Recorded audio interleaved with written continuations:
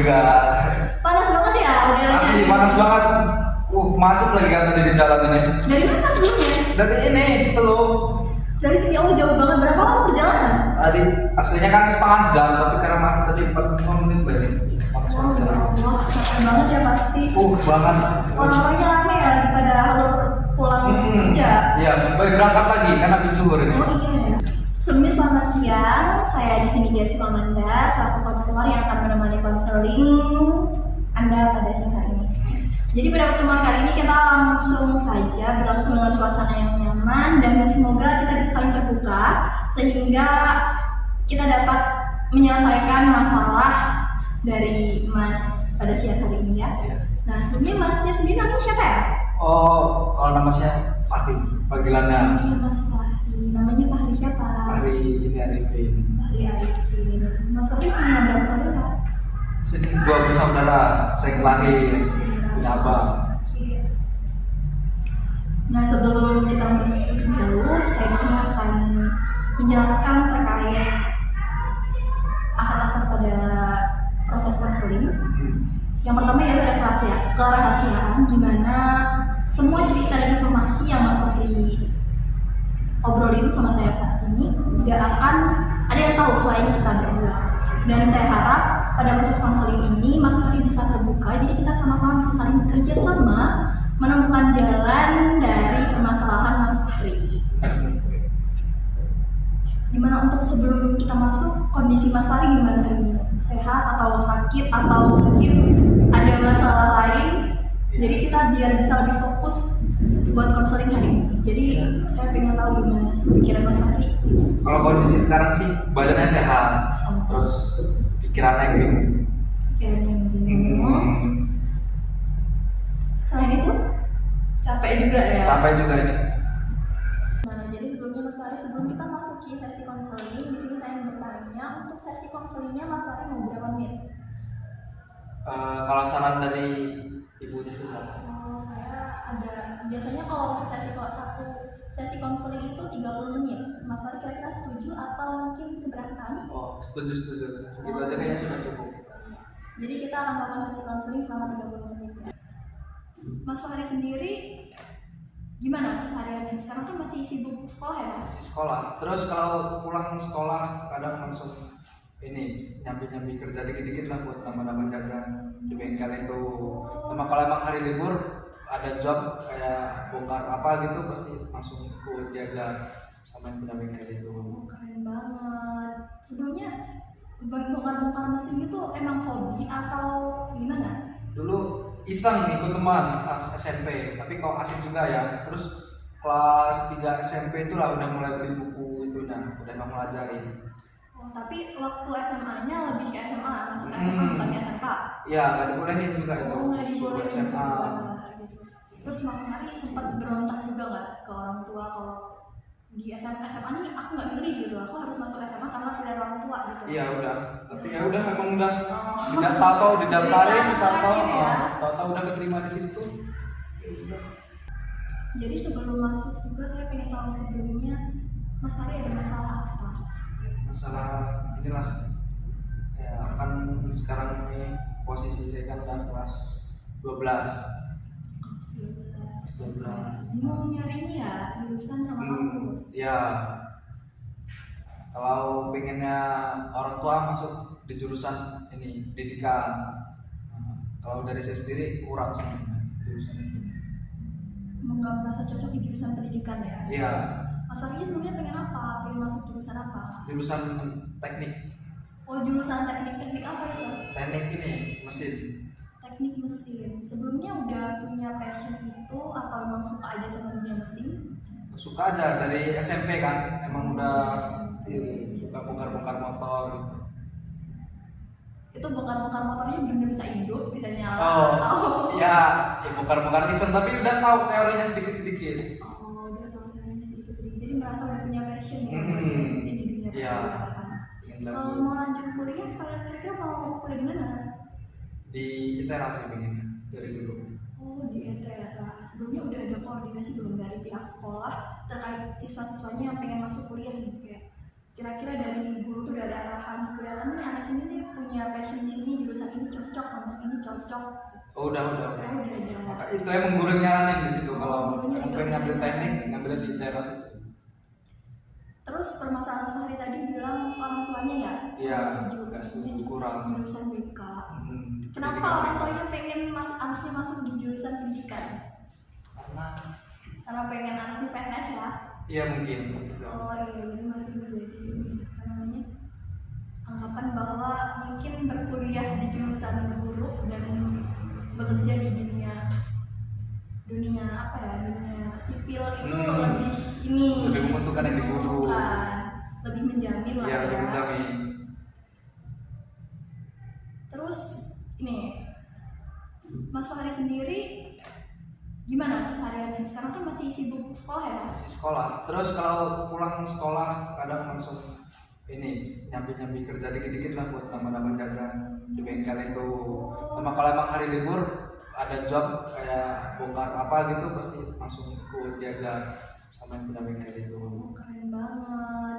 Sebelumnya bongkar-bongkar mesin itu emang hobi atau gimana? Dulu iseng ikut teman pas SMP, tapi kok asik juga ya. Terus kelas 3 SMP itu lah udah mulai beli buku itunya, udah emang melajarin. Oh, tapi waktu SMA-nya lebih ke SMA, masuk ke SMA bukan ke SMK. Ya nggak dibolehin juga itu. Oh, nggak dibolehin SMA. juga, gitu. Terus Mas Fahri sempat berontak juga nggak ke orang tua kalau di SMA nih aku nggak milih gitu, aku harus masuk SMA karena pilihan orang tua gitu. Iya udah, tapi ya udah memang udah Oh. tidak tahu didaftarin, tahu Ya. udah keterima di situ. Nah, sebelumnya Mas Fahri di sini kan udah tahu masalahnya nih. Mas Fahri udah tahu belum tujuan Mas Fahri dari konseling itu apa sebenarnya? Pengen nyelesain masalah Penyelesaian masalah ini terkait aja. pilihan jurusan tadi. Kalau kayak jurusan BK nih, pendidikan BK nih apa cuman jadi guru BK gitu kerja ke depannya?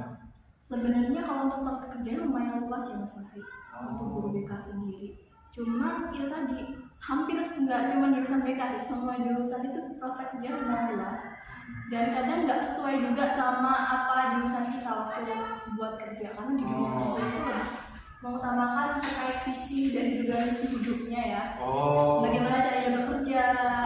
Nah, di sini saya rasa kalau Mas Fahri emang ngerasa nggak pas di jurusan itu, lebih baik Mas Fahri ngikutin ini aja, hati Mas Fahri buat masuk jurusan teknik tadi. Tapi Mas Fahri di sini ya menurut saya harus nunjukin nih ke orang tua Mas Fahri bahwasanya setelah kuliah itu, kalau nggak waktu kuliah, jurusan Mas Fahri yang Mas Fahri pilih ini itu tuh memang benar gitu loh, punya prospek kerja yang bagus. Terus juga diusahain setelah lulus itu Mas Fahri bisa lah ya, kayak mungkin jadi usaha waktu buat selesai kuliah buat kerja itu udah diasah, udah dicari waktu kuliah. Jadi selesai kuliah itu tadi Mas Fahri udah kayak punya pandangan nih. Udah di planning gitu ya ke depannya. Karena kan banyak ya sarjana-sarjana setelah kuliah masih kebingungan Iya. karirnya, Karena dari jadi kuliah cuma banyak yang kuliah. nganggur gitu.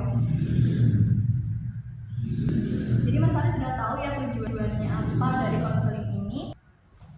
Nah, dari cerita Mas Fahri tadi kan sebenarnya Mas Fahri udah tahu ya masalah Mas Fahri juga udah tahu nih jalan atau pilihan Mas Fahri buat kuliah nanti ngambil jurusan apa dan di kampus apa. Itu udah bagus banget karena Mas Fahri punya pandangan ya. Alih-alih melihat anak-anak lain itu yang masih bingung ngambil jurusan apa dan belum yakin gitu. Nah, di sini kan Mas Fahri udah tahu nih juga. Mas Fahri benar-benar yakin ya. Jadi nanti waktu di masa-masa kuliah Mas Fahri bisa menjalani proses itu dengan baik dan dapat nilai yang bagus ya pasti. Amin. Nah, Mas Fahri sendiri sekarang SMA udah kelas berapa? Kelas 12. 12 ya. Jadi udah berapa bulan lagi untuk libur untuk lulus? Sekarang kan posisi udah Januari, akhir Februari nanti udah UAS. Mas Fahri sebelumnya ikut tryout atau mungkin bimbel-bimbel online buat masuk kampus? Oh ini udah kampus. mulai minggu depan udah daftar ini kayak bimbel gitu. Terus kalau dari pendaftaran di sekolah sendiri, dari kuota sekolah Mas Fahri dapat nggak? Dapat sih. Di jalur ini ya, kalau dari sekolah di SNBP ya? Iya SNBP, kuotanya 10 orang. Terus nanti mau ikut UTBK juga? Iya, kalian udah keterima itu. Kalau semisal nih dari UTBK itu tadi Mas Fahri nggak lolos lagi, Mas Fahri mau ikut jalur mandiri atau mungkin daftar universitas lain? universitas lain sih kayaknya. Oh, di universitas lain ya. Iya. Kenapa sebelumnya? Ya kalau mandiri ya. Jadi masih mau diusahakan Nah, lagi masih ya? mau diusahakan. Dari hasil konseling pada hari ini, saya dapat saya simpulkan bahwasanya Mas Fahri awalnya merasa kebingungan ya dengan jurusan yang ingin diambil. Mas Fahri pengen ngambil jurusan mesin, tapi keluarga dan orang tua Mas Fahri tidak menyetujui. Iya. Pengennya Mas Fahri kuliah di jurusan pendidikan. Pendidikan. Nah, itu adalah hal yang sangat wajar dan umum banget terjadi buat anak-anak SMA yang mau daftar kuliah ya. Nah, dari hal itu kira-kira Mas Fahri udah nemuin kan ini jawabannya. Jadi saya rasa Mas Fahri nggak butuh sesi temu atau janji temu lagi selanjutnya. Tapi kalau misalnya mungkin memang ada kendala atau sesuatu yang ingin Mas tanyakan lagi, Mas bisa hubungi saya ya. Karena kami akan terus mendampingi Mas Fahri di sesi selanjutnya. Emang jika mungkin Mas Fahri merasa ada yang masih kurang. Sebelum saya tutup, Mas Fahri ada nggak kayak saran atau harapan dari konseling ini buat Mas Fahri sendiri? Sebelumnya saya senang bisa hadir di sini karena kan memang saya tadi bingung banget tuh mau milih jurusan yang ini karena memang posisi udah kelas 12, udah kedepannya mau gimana kan udah mepet banget, udah bingung banget. Nah, berhubung karena emang udah ke konseling di sini nyoba, ya udah alhamdulillah kan solusinya gitu kan. Mas Fahri sudah merasa puas ya? Iya, alhamdulillah. Nah, saya harap juga setelah proses konseling ini Mas Fahri bisa merasakan damai dan juga bisa menjalani proses belajar hingga nanti lulus dan mendaftar kuliah. Semoga juga dunia perkuliahannya nanti bisa berjalan dengan lancar, jadi mendapat karir juga yang bagus. Amin. Saya rasa juga Mas Fahri punya potensi dalam dunia perkuliahan itu karena kan Mas Fahri udah pernah sering praktek bongkar-bongkar mesin nih, Iya. bongkar mesin dan lain sebagainya. Jadi udah cocok banget lah ya. Nah, saya sebenarnya mau ucapkan minta maaf jika ada ucapan saya yang salah atau mungkin dalam sesi penyambutannya ya, dalam penyambutannya saya tidak atau kurang nyaman Mas Fahri-nya, saya minta maaf ya sebelumnya. Baik, sebelumnya makasih Mas Fahri atas kesempatannya hadir dalam konser. Terima kasih ya udah mau dengerin cerita tadi dan nemuin solusinya. Oh ya, boleh silakan Mas Fahri. Ya udah.